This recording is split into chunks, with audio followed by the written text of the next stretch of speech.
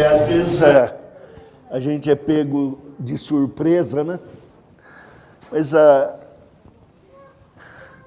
algum tempo que eu tenho me permitido sentimentos que antes eu procurava segurar. Com aquela história de homem não chora, né? E depois também, ao longo da vida, vão acontecendo os incidentes, acidentes, a gente vai endurecendo, ganhando algumas, perdendo outras, e fica meio endurecido. Mas eu me lembro que um amigo judeu passou pelo campo de concentração, ele e a esposa nos tomaram de afeto nos Estados Unidos. Ele havia morado no Brasil. Ele comprou várias entradas para teatro para o ano inteiro e comprou em dobro, que era para levar a Beth e a mim.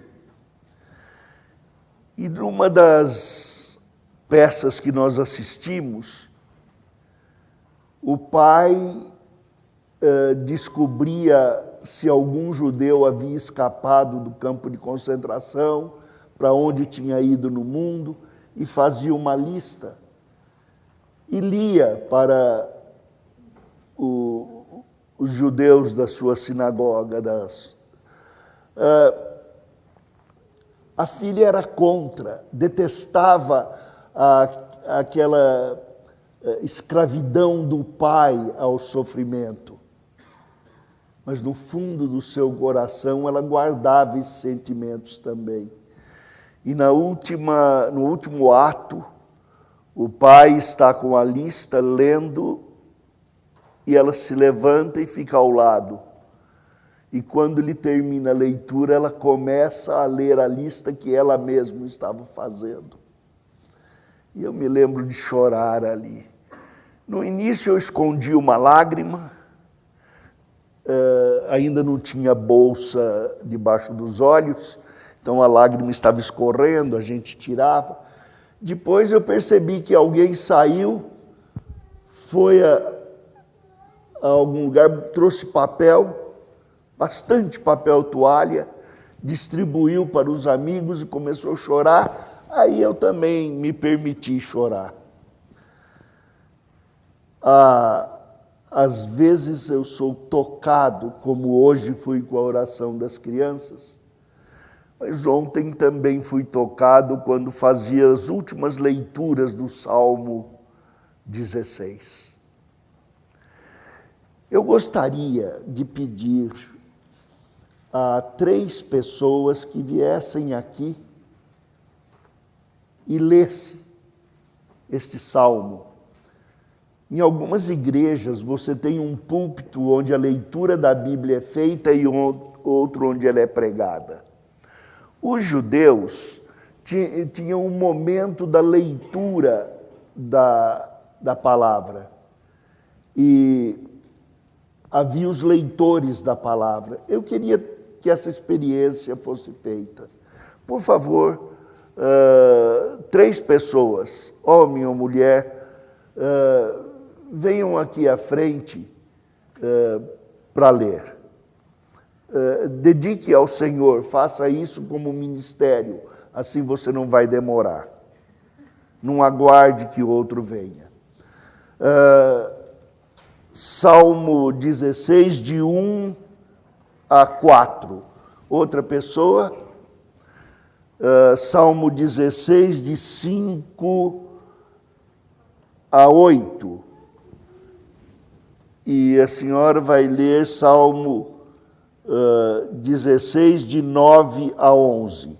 Então, 1 a 4, 5 a 8, 9 a 11. Começa a leitura e passe o microfone. Ouçamos. Guarda-me, ó Deus, porque em ti me refugio. Digo ao Senhor, tu és o meu Senhor, além de ti não tenho outro bem. Quanto aos santos que estão na terra, Eles são os ilustres nos quais está todo o meu prazer. Aqueles que escolhem a outros deuses terão as suas dores multiplicadas.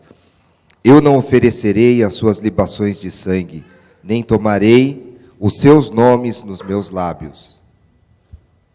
O Senhor é a porção da minha herança e o meu cálice. Tu és o arrimo da minha sorte. Caem-se as divisas em lugares amenos. É muito linda a minha herança. Bendigo o Senhor que me aconselha, pois até durante a noite o meu coração me ensina. O Senhor tem-o sempre à minha presença. Estando Ele à minha direita, não serei abalado. Portanto, está alegre o meu coração, e se regozija a minha glória.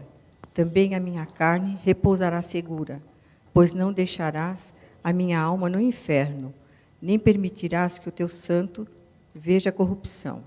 Far-me-ás ver a vereda da vida, na tua presença, há farturas de alegrias. A tua mão direita há delícias perpetuamente. Amém. Obrigado, queridos.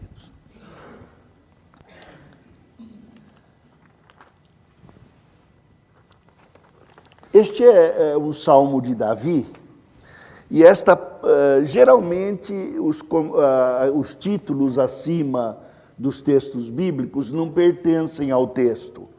No caso de Salmo, sim.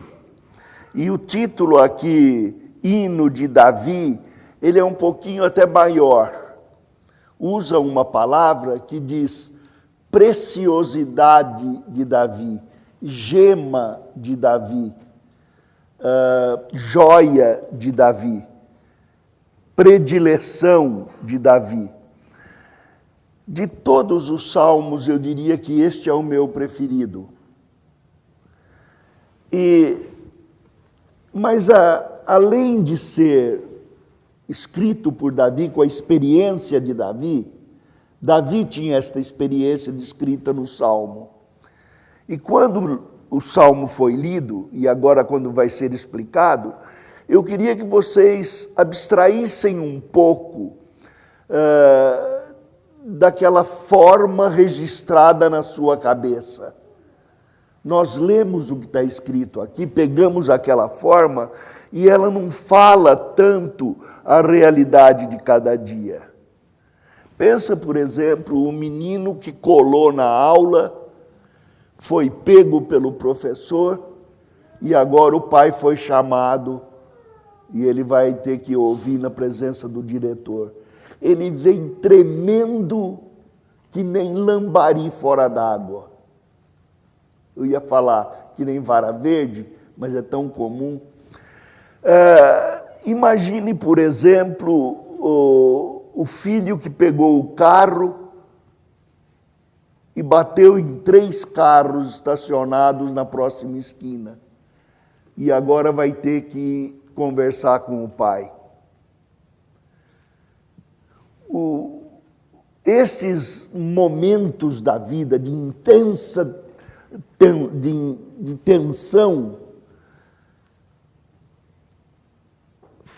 são as que nós devemos ter em mente quando lemos o que está escrito aqui. Dificuldades reais em que a gente é tomado de culpa ou de medo, uma experiência. E Davi, então, mostra essa experiência, mas ele não para nela. Ele desenvolve para como vencer e como prosseguir vivendo numa experiência de tensão. Mas o texto também diz respeito a Cristo, ao Messias. É um salmo messiânico e há várias defesas aqui. No último parte da leitura, disse, por exemplo, não permitirás que meu corpo veja corrupção. Davi teve o seu corpo corrompido. Eu vi o túmulo dele. ele não experimentou uma salvação para fora da corrupção. Ele a enfrentou. Ele foi vítima da corrupção. Mas aqui o Messias, não, ele não veria a corrupção. Também no início do texto, ele diz: guarda-me, estou em aflição. Havia medo, havia culpa sentida, mas não a culpa jurídica, não a culpa judicial. Ele não era culpado, ele era inocente. Mas como sentiu medo, sentiu culpa? Porque ele foi feito homem para carregar as nossas culpas. Lembra-se do sermão do pastor Heber, domingo passado? O Senhor carregou a nossa culpa. Ele sofreu a nossa culpa. O medo, enfrentar o Supremo Juiz, ir à presença do Supremo Diretor, enfrentar a ira do Pai. Ele experimentou isso. E no desenvolvimento do trabalho do Messias, ele orienta como é que o homem de Deus é justificado e como ele vence as dificuldades dessa vida. Pensem no seguinte: não importa tanto o tamanho do seu problema. O que importa é se você vai estar por baixo do problema, enterrado, ou se você vai estar acima do problema, ressurreto com Cristo. Este é que vale. Então, Agostinho disse que, de fato, o nosso rei fala do seu caráter humano e do seu título real. A Bíblia não menciona vício. Ela diz que quando nós repetimos o pecado e nos atemos a ele, somos escravos. Em vez de vício, chama de escravidão. E o Senhor nosso Rei, vindo ser escravo aqui na terra, Ele quer nos levar da escravidão para o seu reinado. Como vencer problemas sem perder as penas. Eu não estou dizendo pena de ave. As penas que a vida nos impõe. Então, o que eu quero trabalhar hoje aqui com os irmãos é que, da comunhão das palavras de Cristo, vem a nós tudo de que precisamos para viver na terra segundo o reino dos céus. Quando eu digo da comunhão com a palavra, o que eu quero dizer? Quando estes meninos e meninas disseram o próprio nome e o nome dos seus pais, eles comungaram uma união. Viu o sabor com que dizia o nome dos pais? Por enquanto, nem o próprio nome tem tanto valor, tanta preciosidade, tanta gema, tanta joia, quanto o nome dos pais. Perceberam que às vezes eu tive de insistir que as crianças dissessem o próprio nome, porque eles disseram primeiro o nome dos pais? A comunhão com as palavras de Cristo é a comunhão com o nosso Pai, com Abba, Pai. Quando eu leio a palavra de Deus e permito que ela me alimente, que ela me lave, que ela me tome, que ela me revista, eu tenho comunhão com a palavra de Deus. A comunhão com a palavra de Deus nos traz tudo de que precisamos para viver na terra segundo o reino dos céus. E como isso ocorre? Em primeiro lugar,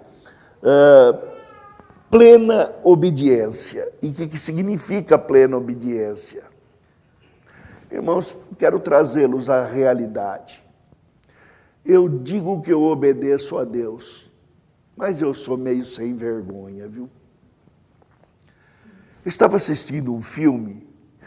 Pastor pode assistir filme também? Na televisão, sabe? Aquele aparelho, quem não tem em casa por causa da santidade, é aquele aparelho que a gente olha e vê as minhoquinhas andando, ou então os gigantes, dependendo do tamanho da tela. Mas eu estava assistindo,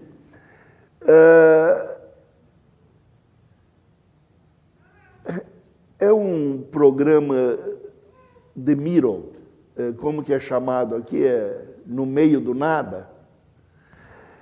E, de repente, há uma expressão de coisa evangélica, de oração, feita pela, eu não me lembro o nome, a irmã do menininho lá. Fiquei tão envergonhado, porque tudo que ela foi falar em oração, primeiro ela disse assim: Deus, eu estou querendo pedir que o Senhor me faça namorar fulano, mas eu não estou querendo mandar não, olha, eu não quero nem falar, mas o Senhor também faz isso. Oi, Deus, cuidado, eu falei agora meio contra o Senhor e eu sinto mal. É assim que eu oro. Eu vou orar, de repente no meio da minha oração, falei, pedi que nem fariseu. Agora pedi que nem criança. Mas é isso mesmo, nós não escapamos disso. Mas o Senhor nos ensina o que é plena obediência. E ele diz assim: guarda-me, ó Deus, e Deus aqui, ele está utilizando uma forma de o Todo-Poderoso. Então, guarda-me, Todo-Poderoso, porque em ti me refugio. A palavra refúgio é muito usada na Bíblia. Uma vez me perguntaram por que o meu ministério de receber pessoas para aconselhamento, eu chamei de refúgio. E eu achei interessante a pergunta. Nunca leu a Bíblia? Nunca leu Hebreus, que diz, corramos para o refúgio, Deus é nosso refúgio e fortaleza. A palavra refúgio é muito usada na Bíblia. E Deus, para tornar bem prático, instituiu cidades de refúgio em Israel, para onde todo aquele que cometesse um crime, ou fosse acusado falsamente, se esse crime fosse por exemplo, defender um irmão, matar alguém acidentalmente, ele podia correr para a cidade de refúgio, onde ele seria submetido a juízo especial e resguardado. Deus é meu refúgio. Olha, gente, eu peco com muita facilidade. Para eu pecar, basta estar respirando. E eu acho que até morto é capaz de não estar pecando. Mas o Senhor é meu refúgio. E Ele é o meu juiz. E Ele é o meu redentor e salvador. Então guarda-me, tu és o meu refúgio. Aí ele diz, digo ao Senhor, digo a Jeová, ao eu sou, tu és o meu Adonai, tu és o meu Senhor, tu mandas em mim. Outro bem não possuo senão a ti. Lembrem-se, por exemplo, que a gente diz, os reformados pensam que todo homem é mau, que a pecaminosidade é total. Na verdade é, mas o salvo tem algo, tem um bem que não é próprio dele, mas está dentro de si e se lhe foi feito próprio. Como disse Paulo a Filemon, todo bem que há em ti, em Cristo Jesus.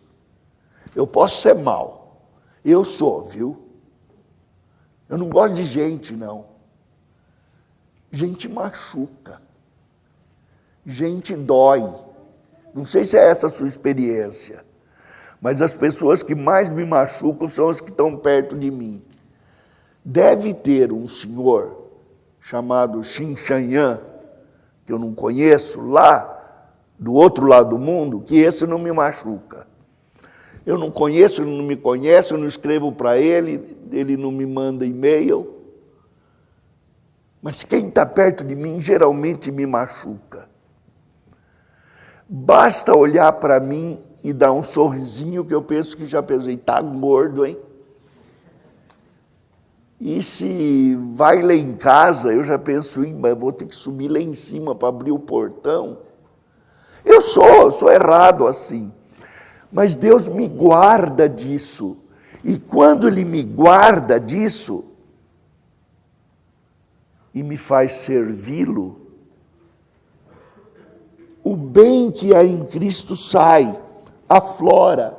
E então eu passo a amar os santos que há na terra. São eles os notáveis em quem tenho o meu prazer.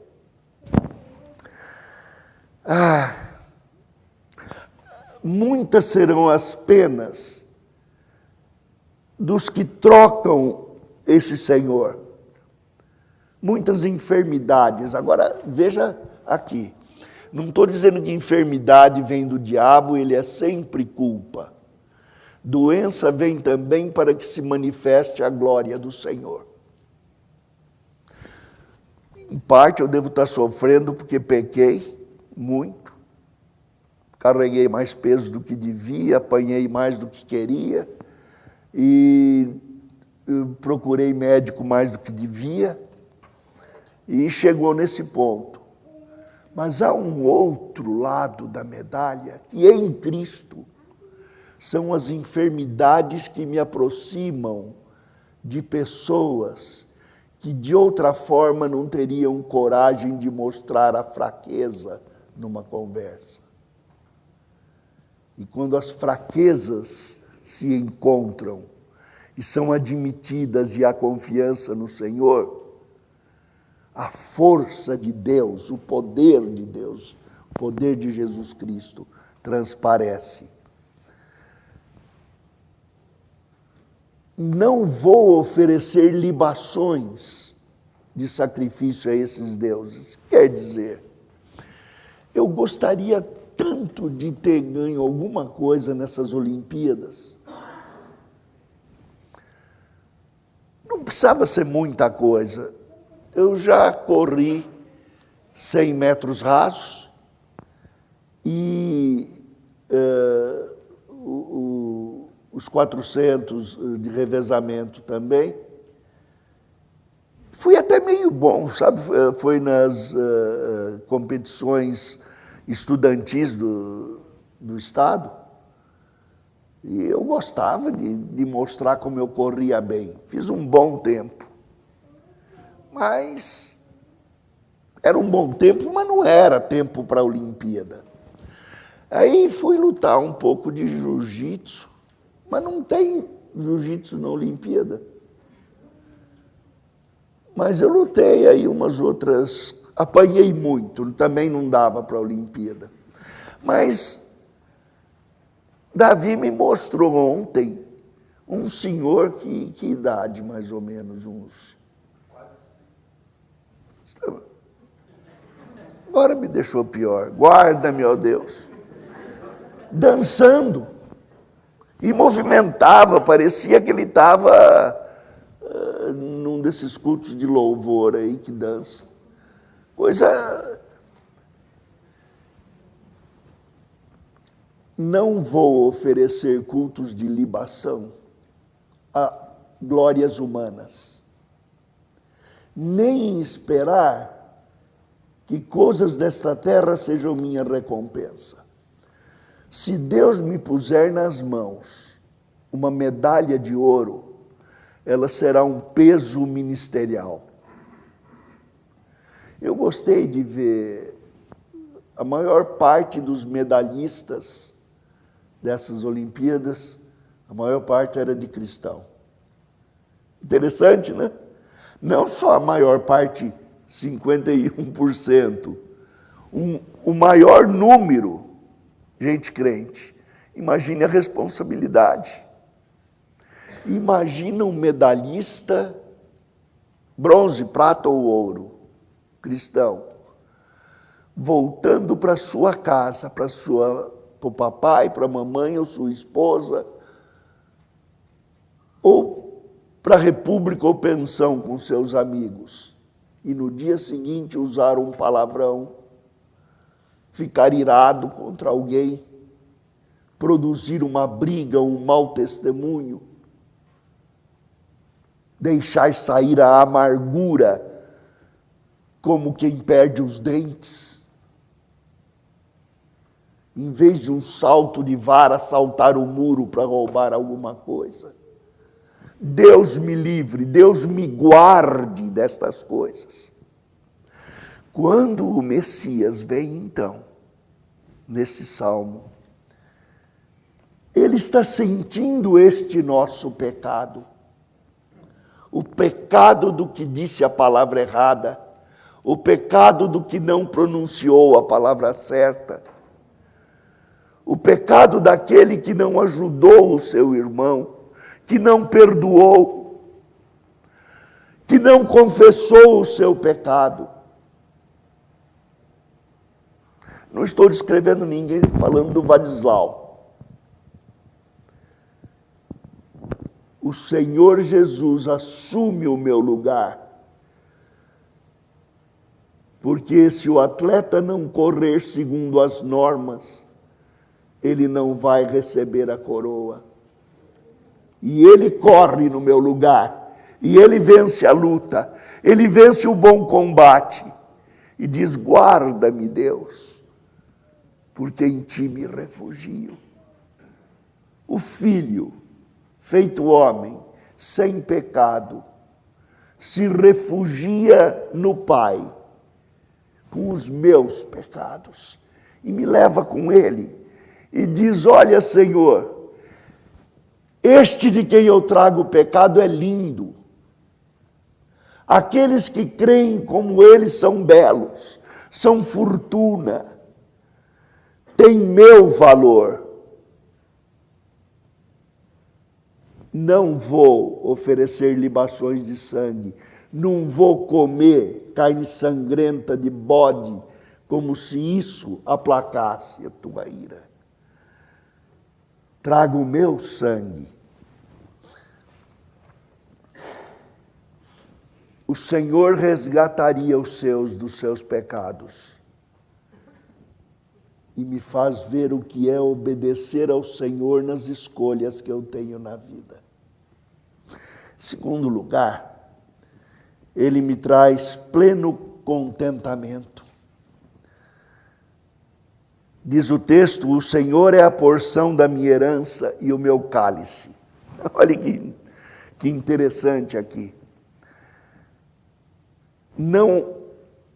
Não pode ser coincidência, porque não há coincidência na revelação de Cristo. São normas escritas por Deus. E o Espírito disse: o Senhor é a porção da minha herança e o meu cálice. A palavra porção, aqui, somente aqui, é maná. Ora, por que maná foi chamado, o alimento do deserto foi chamado de maná? Porque era a porção que Deus havia prometido, a porção da fidelidade de Deus, com a qual o povo devia ficar contente. O povo não ficou. Quando deu maná, ele queria com cebola. Aí se desse cebola, ia falar: mas não dá para pôr um churicinho também, feijãozinho preto. O pessoal queria feijoada. Mas o Senhor disse: a porção que eu dou é um maná, essa é minha porção. E notem, a porção da minha herança. A palavra herança também é porção. A porção da minha porção está fora de proporção, não está? Mas o que ele quer dizer é: o Senhor é a minha porção, o meu maná, meu alimento e o meu cálice. O Messias está falando do cálice de sangue, de duas maneiras. O Senhor é a porção que eu vou beber do cálice da ira, e o Senhor é a minha porção de vinho gostoso. Não sei se pode falar de vinho aqui, né? Não pode, é bom. Vinho gostoso que alegra o espírito. No Senhor, eu passo com todo contentamento por qualquer tipo de situação na vida, porque aprendi a viver contente em toda situação. Aprendi a ser rico e a ser pobre. Aprendi a ter saúde, a ser doente. E podemos ir por aí, aprendi amizade e inimizade. Aprendi embates de coração. Aprendi amarguras, iras, mas aprendi perdão. Aprendi confissão. Aprendi a reatar, a amar. Deus sabe, e minha família testemunha, de que eu não teria condições de estar aqui falando se não tivesse sido guardado pela salvação em Cristo Jesus. E se não tivesse contente com a maneira como Deus ordenou a minha vida. Eu preciso do Senhor para a conquista da promessa, porque eu mesmo não sei fazer. Mas Ele me dá, tu és o arrimo da minha sorte. O Senhor é que assegura o limite desta porção que Ele me dá. E as minhas divisas caem em lugares amenos, gostosos. Quando em Brasília nós íamos do Lago Sul para a Asa Norte, havia dois caminhos, um era muito rápido. Eram só duas pontes que havia, a gente atravessava a Costa e Silva, entrava na L2, corria por todo dia no fim da Asa Norte. Mas quando era o Davi que dirigia, ele ia pelo caminho mais longo. Dava a volta na península e nunca parava mais. Um dia Daniel perguntou: Davi, por que você vai por esse caminho? Ele disse: é o mais bonito. Aí a gente passou a gostar do caminho. E é verdade, é tão lindo. Mas a gente habitua com as belezas da vida. Por que é que nós gostamos tanto de remoer maldades? Eu já falei aqui na igreja, vou repetir porque é somente exemplo. Mas eu tenho memória tão fraca que me falha os nomes até para pedir em oração. Senhor, abençoa o tu sabes quem. Mas eu me lembro para a maldade que me fizeram. A que eu fiz eu esqueço também. Mas as que fizeram contra mim, o pecado cometido contra mim, eu lembro. Memória de elefante. Manezinho, que morava na rua Lourenço Prado, 752. Quando eu tinha lá meus 5, 6 anos, bateu em mim. Mas eu fui vingado, porque minha irmã pegou uma daquelas pás de fazer sorvete e deu-lhe no cangote. Ah, que alegria ver o manezinho caindo. Até depois que eu fiquei melhorzinho, aprendi a ficar forte, eu fui lá a Jaú para procurar o manezinho, o desgraçado tinha morrido. Não deu nem para me vingar. O Senhor me chama para a beleza da vida e uma beleza que consiste nas bênçãos que Ele nos deu. Não foi fácil lá em casa meus filhos me aguentarem. Pai que promete e não cumpre. Pai que prefere coisas que os filhos... Eles gostam de me lembrar ainda hoje, para minha pena, de uns tempos que eu ia na estrada dirigindo e eles atrás, do lado. Então eles à frente viam lá uma desses vendas de caldo de cana. Aquele tem diet, não diet e tal. E eles diziam, pai, olha o caldo de cana. E eu olhava para o outro lado e falei, cadê? Se eu conseguisse virar, eu ia mostrar. Cadê? E passava. Passou. E eles ficavam bravos comigo. Pai, o senhor fez de propósito. E da outra vez eu repetia, como eu era mal.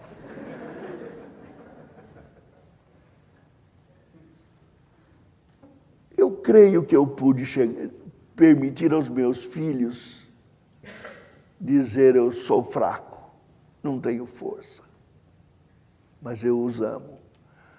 E na força de Jesus Cristo, se preciso for, dou minha vida. Eu não digo isso aos meus filhos, eu não digo isso à minha esposa, eu digo a vocês. Agora, se você me perguntar se eu sou capaz de dar minha vida por você, eu vou pensar 2 vezes. Para que você precisa de 2 vidas? Segundo, você precisa de vida de velho. Quer meu coração? Ele já está meio capenga. Você quer meu cérebro? Já está meio aí encarquilhadinho. Mas na hora que você precisar, o bem que há em Cristo vai me obrigar a dar a minha vida por vocês. E é isso que eu quero. Que Deus me obrigue, que Deus me deixe numa situação onde eu prefira você. Estou usando o eu aqui para você pensar no eu aí do seu lado. É muito linda a minha herança. No momento em que eu compreender a beleza da herança, pensem lá em Efésios. O Senhor nosso Deus nos deu uma herança que é Cristo. E deu a Cristo uma herança que é a igreja, de maneira que somos herdeiros e herança. E isto é que o Messias nos ensina aqui, que Ele é nossa herança e somos herança dEle e uns dos outros. Você é minha riqueza. Como é que eu me chamo? Pode auxiliar agora, não vou pedir sempre. Como é que eu me chamo? Não, eu não me chamo. Meu nome é para você me chamar.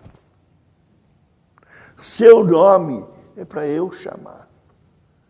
O dia em que compreendermos que o seu nome tem uma importância de oração, seremos intercessores. Teremos motivação para orar um pelo outro, para orar pelo inimigo, orar pelo presidente que entra, a presidente que sai. Quero que fiquem. Devo lutar com as libações de sacrifício de Cristo e não as do culto, da esquerda, da direita, da política. Devo dar a Deus o fruto do meu trabalho, mas não devo permitir que o ganho de cada dia domine a minha vida. Que seja maior do que minha esposa, maior do que meus filhos, maior do que minha igreja. Quando eu compreender a preciosidade desta herança, aí eu bendirei ao Senhor.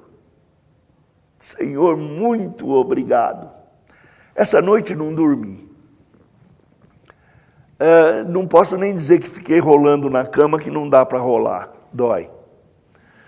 Aí eu levantei, fui sentar, fiquei na poltroninha ali, até para pôr nas costas um choquinho para passar a dor, precisava da Beth, mas ela estava dormindo tão gostoso, e se eu não durmo, melhor que ela durma, porque senão no dia seguinte eu vou ter que aguentá-la. E ela que me aguente. Quando o Senhor, depois de um tempo que eu andei vagueando, ligando televisão, tudo, o Senhor me lembra que de noite Ele me aconselha. Então eu fui orar por hoje, orar por vocês, orar por meus filhos, orar pelos meus netos, pelos filhos de vocês, pela igreja. E foi tão gostoso. Deus me faz, lembra daquele, se não dormir agora, dormirá de madrugada? Eu não sou Mariazinha, mas se não dorme agora, o sono vem depois. Mas o Senhor me aconselha durante o sono. E meu coração me ensina. Que coração? Meu coração velho? Coração do Vadislau, aquele que lembra maldades? Não, o novo coração. Você tem um novo coração. É dele que eu quero saber. Não me importa se você tem espinho. Eu quero colher a rosa. E é essa transformação que o Senhor vai operar na nossa vida. Finalmente, Ele me dá plena segurança. A grande pergunta que fica com a vida cristã é, no final, que vantagem Maria leva, né? Todo mundo ganha, só eu que perco por ser cristão. Olha, e tem gente com dinheiro colocado na Suíça, tem gente nas Ilhas Caimãs, e só eu que não. Eu estou perdendo por não ter pecado. Que segurança eu tenho? E o Senhor vem e diz: alegra-se, pois o meu coração, meu espírito, aqui espírito é glória. Foi bom que tivesse sido lido numa outra tradução e foi lido glória. Glória, traduzido aqui como espírito, o que quer dizer?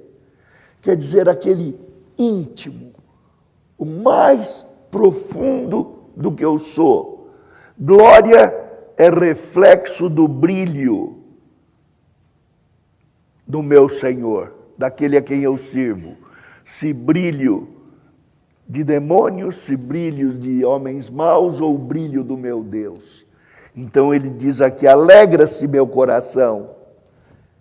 Este o coração, o meu espírito, minha glória, exulta dentro de mim. Até meu corpo repousará seguro. É a garantia que o Senhor me dá, é além dessa vida. É a garantia da ressurreição. Precisamos falar um pouco de esperança, sabe? Não só daquela esperança de torcer. A pessoa vai casar e o outro diz, eu vou torcer para o seu casamento dar certo. Tudo que é torcido não dá certo, sai caldo. O que a Bíblia está falando é de uma segurança tão grande, que nada mais pode me derrotar. Ainda que eu seja morto aqui, meu corpo seja oferecido a Deus em sacrifício, será a maior coisa que alguém poderá fazer a mim, pois no momento em que eu morrer aqui, eu vou estar com o meu Senhor, meu Rei, a minha glória. Uma vez alguém estava perguntando, pastor, com que idade a gente vai ser ressuscitado? Na hora me deu um abatimento. Mas sabe, eu fui criado em Cristo antes da fundação do mundo. A base da minha criação e da minha salvação é Jesus Cristo. E eu vou participar da glória dele.